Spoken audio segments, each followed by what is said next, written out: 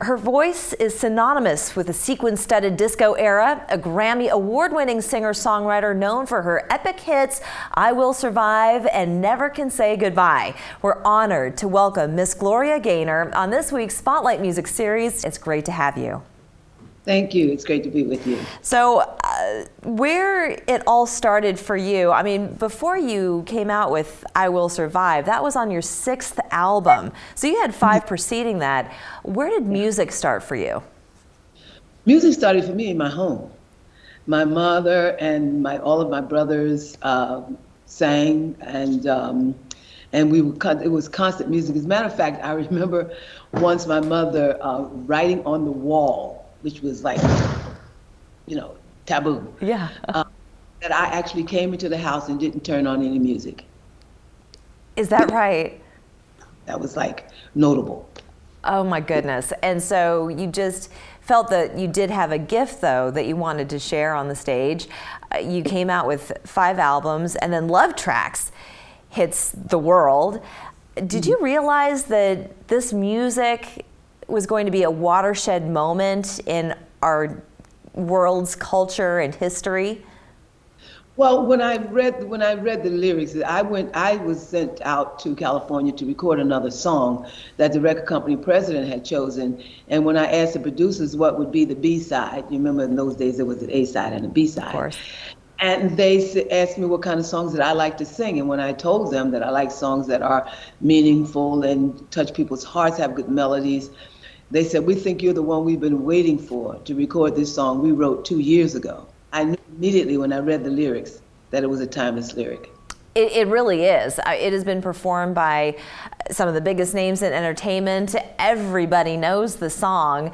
How must it feel for you, though, to have been the one to first sing it and for it to be celebrated year after year after year since 1978? It's amazing. It's quite an honor. It's so complimentary to me. It adds such meaning and purpose to my life because I get people coming to me all the time telling me of different stories that happened to them. I'm moving, and I'm in the process of moving right now. And one of the movers thanked me for helping his sister when she was going through hard times with that song. You know, and it's an anthem in so many ways.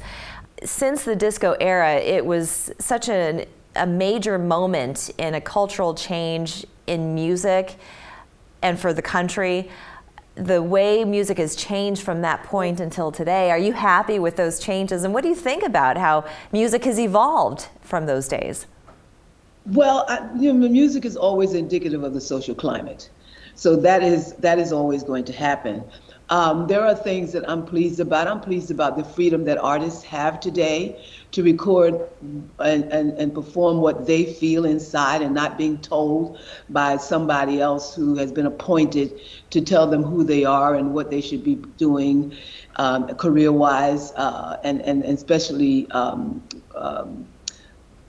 choosing your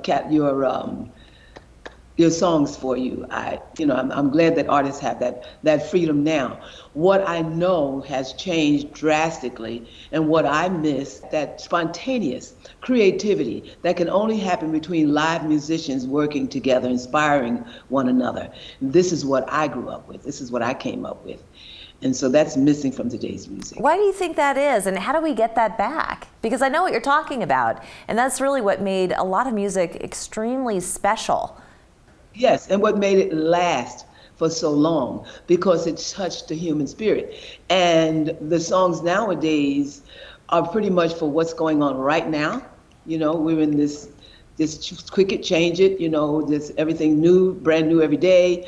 And there's nothing being made for any longevity. No one thinks about longevity. So I think that the electronics are what has kind of made people lazy, and has made us live in such a disposable era. Isn't that the truth? That is such a true statement. I wholeheartedly believe that, because you think when you sit down for a session, when you write a song, when you think of the music, there's such a collaboration there. There is such musicality that takes place and development of sound. And that's what if we can go back to the disco era, was all about. It had a unique sound that was so different from what preceded it and what came after it. And what came after it was great. What came before it was also great, but it was its own unique sound.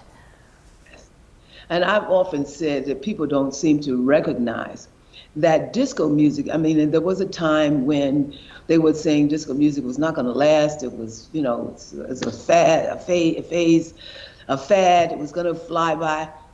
Not recognizing that disco music is the only music in the history of music ever to bring together people from every race, creed, color, nationality, and age group. No other music is. That is so true. And to all come together and have a good time.